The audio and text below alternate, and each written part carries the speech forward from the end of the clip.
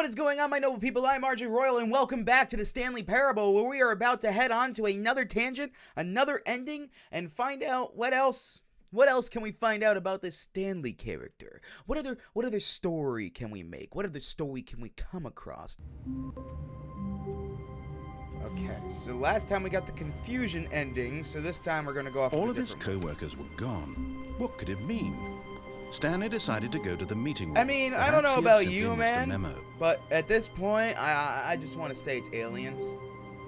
When Stanley came to a set of two open doors, he entered the door on his left. And you know what? I'm going to listen to you for now. Hello? You never returned that pocket pussy. Trying some more doors on my way here. I don't know why. I know they're never going to open. Yet there was not a single person here either. Feeling a wave of disbelief, Stanley decided to go up to his boss's office, hoping he might find an answer there. Okay, gotta go see the boss. Well, first I gotta read this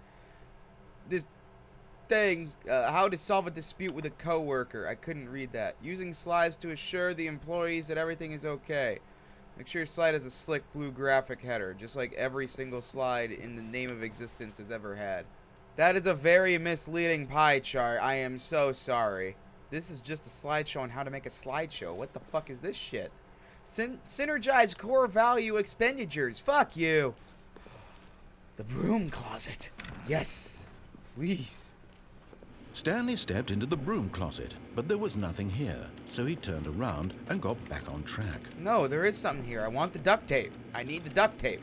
Some wrenches, and look at that monster baby right there. Oh, hello. There was nothing here. No choice to make, no path to follow. Just an empty broom closet. No reason to still be here. I want to stay in the broom closet.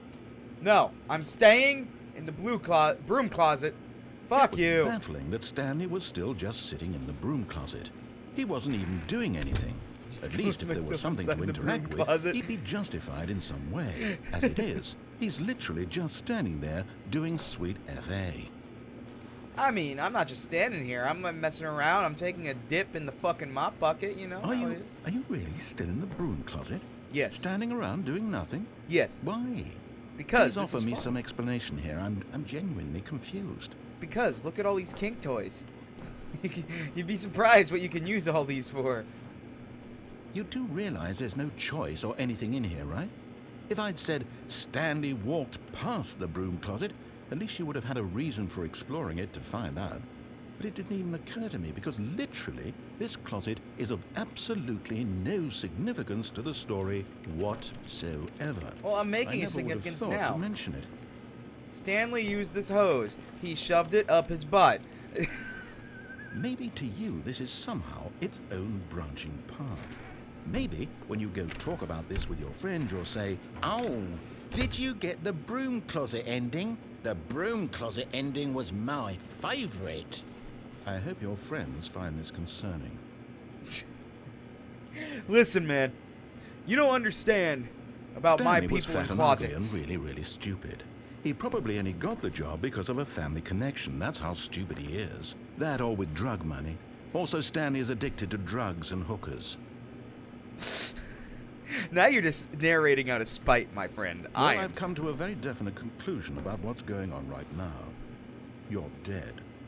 You got to this broom closet, explored it a bit, and were just about to leave because there's nothing here when a physical malady of some sort shut down your central nervous system and you collapsed on the keyboard. How did I collapse on the in a keyboard if I'm like still this, moving? The responsible thing is to alert someone nearby so as to ensure that your body is taken care of before it begins to decompose. Up, Hello? down, Anyone left, who happens right, to left, be nearby, right. the person at this computer is dead. He or she has fallen prey to any number of your countless human physiological vulnerabilities. It's indicative of the long-term sustainability of your species. Please remove their corpse from the area and instruct another human to take their place at the computer, making sure they understand basic first-person video game mechanics and filling them in on the history of narrative tropes in video gaming, so that the irony and insightful commentary of this game is not lost on them. Nice try, bud. I'm wearing headphones. When you've done that, just step out into the hallway. No, this guy's dead too. I'll tease you. Open the door. Closing it again. Stick it in the broom closet. You got anything else to say? Is there anything else? Come on, narrator, don't fail me. I don't want to sit in here this long for no fucking reason. Okay, I guess he has nothing else to say. I'll leave it for a bit. Second player. It's good to have you on board. I get you too. Unbelievable. I'm at the mercy of an entire species of invalids. Perhaps there's a monkey nearby you can hand the controls to. A fish? Fungus? Look, you can hammer out the details. I'm not particularly picky. I'll just be waiting for when you're ready to pick up the story again. But the broom closet is so fun! Okay, fine. I'll come out of the closet now. I'll play your game. Coming to a staircase, Stanley walked upstairs to his boss's office.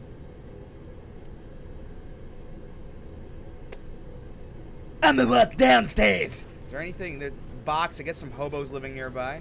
But Stanley just couldn't do it. He considered the possibility of facing his boss. Admitting he had left his post during work hours, he might be fired for that. And in such a competitive economy, why had he taken that risk? All because he believed everyone had vanished? His boss would think he was crazy. And then something occurred to Stanley.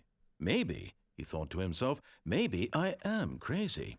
All of my co-workers blinking mysteriously out of existence in a single moment for no reason at all? None of it made any logical sense. And as Stanley pondered this, he began to make other strange observations.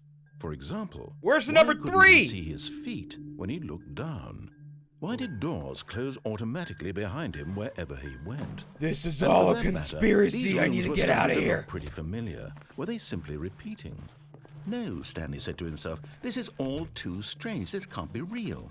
And You at slammed my last, head he against the came to the conclusion photocopier. that had been on the tip of his tongue. He just hadn't found the words for it. I'm dreaming! He yelled. This is all a dream. No, it's not. I just pinched myself. It's Relief not. Stanley felt. I don't to remember that finally spilled found coffee an answer, before. An explanation. His co-workers weren't actually gone. He wasn't going to lose his job. He wasn't crazy after all. And he thought to himself, I suppose I'll wake up soon. I'll have to go back to my boring real-life job pushing buttons. I don't think may I'm as well crazy. enjoy this while I'm I still think I'm lucid. running through the So, same he place imagined in a himself circle. flying and began to gently float above the ground. Then he imagined himself soaring through space on a magical starfield, and it too appeared. It was so much fun, and Stanley marveled that he had still not woken up.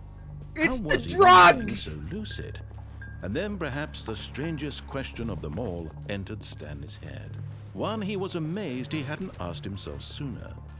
Why is there a voice in my head dictating everything that I'm doing and thinking? I believe I asked that in the Now first the voice episode. was describing itself being considered by Stanley, who found it particularly strange.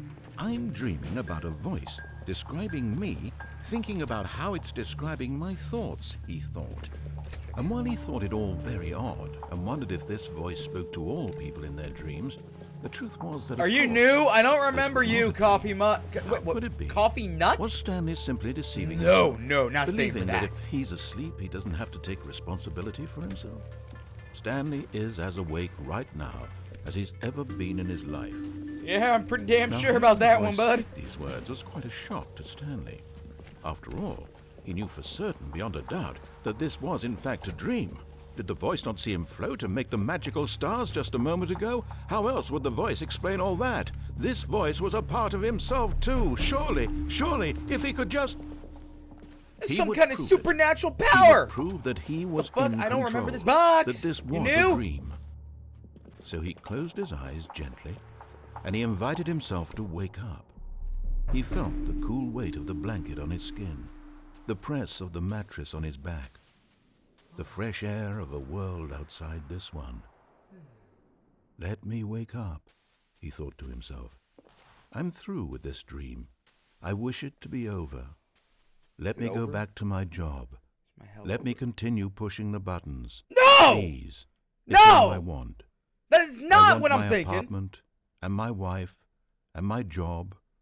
All I want is my life exactly the way it's always been. My life is normal. I am normal. Everything will be fine. I am okay. I don't believe you're okay, bud. Oh God, I'm not dreaming. Stanley began screaming. Please, Help! someone wake me up. My name is Stanley. I have a boss. I have an office. I am Get me the real. fuck Please, out of just this someone fucking tell me I'm whirlpool real. of I must alternate be real. I must be. universes! Can anyone hear my voice? Whoever. Ah! And everything went black. This is the story of a woman named Mariella. What? Mariella woke up on a day like any other. She arose, got dressed, gathered her belongings, and walked to her place of work. But on this particular day, her walk was interrupted by the body of a man who had stumbled through town talking and screaming to himself, and then collapsed dead on the sidewalk. And although she would soon turn to go call for an ambulance, for just a few brief moments, she considered the strange man. He was obviously crazy. This much she knew. Everyone knows what crazy people look like. And in that moment, she thought to herself how lucky she was to be normal. I am sane. I am in control of my mind. I know what is real and what isn't. It was fucking excuse me, comforting to bitch. think this, and in a certain way, seeing this man made her feel better. But then she remembered the meeting she had scheduled for that day, the very important people whose impressions of her would affect her career, and by extension, the rest of her life. She had no time for this, so it was only a moment that she stood there, staring down at the body. And then she turned and ran. You whore! What the fuck? This looks entirely different. Excuse me now? All of his co-workers were gone. What could it mean? Stanley decided to go to the What? meeting room. Perhaps he had simply missed a memo. Welcome to the whiteboard ending. The whiteboard ending? Excuse me? Fuck it, we got time for another one. If just in case, I don't know. When Stanley came to a set of 2 open doors, he entered the door on his left. I don't know. Last time I entered the door on my left, I went through a strange acid trip. I'm gonna go on the one on my right. This was not the correct way to the meeting room, and Stanley knew it perfectly well. Perhaps he wanted to stop by the employee lounge first, just to admire it. I'm going back to sit on my couch again. Get a soda all Yes, over again. Truly a room worth admiring. It had really been worth the but eager to get back to business, Okay. Stanley took the first open door on his left. We took that last time, so I am gonna go ahead. Say fuck you. I'm going this way. Stanley was so bad at following directions, it's incredible he wasn't fired years ago. Warning. Do not jump from cargo lift while it is in motion. Will cause death. I'ma do it. Look, Stanley, I think perhaps we've gotten off on the wrong foot here. No, I'm we not your didn't. enemy, really, I'm not. Yes, I you are. realize that investing your trust in someone else can be difficult. I don't but trust the you fact based is on that the the last couple story things you has put me been about through. nothing Fuck but you! all this time. But in his eagerness to prove that he is in control of the story and no one gets to tell him what to do, Stanley leapt from the platform and plunged to his death. Yes. Good job, Stanley. Everyone thinks you are very powerful. I am indeed very powerful. I am the powerful of all the gods! Alright guys, that's it for this episode of the Stanley Parable. Be sure to leave a like and comment down below if you enjoyed. Be sure to subscribe for more. Also, be sure to hit that bell icon to be notified every single time I upload. I upload on a sporadic schedule, weekly, and you never want to miss an upload. And you also don't want to miss when I go live. Also, join our community. Join the Discord server down below in the description, the Royal Kingdom. Have a lot of fun there. People you can reach out to for collaborations or just to talk and have a good time. It's an amazing place. Go ahead and go down below and help us grow that Discord community. That is all for me, my friends. And as always, remember, stay true to the kingdom. Goodbye, everybody. Sleigh bells ringing,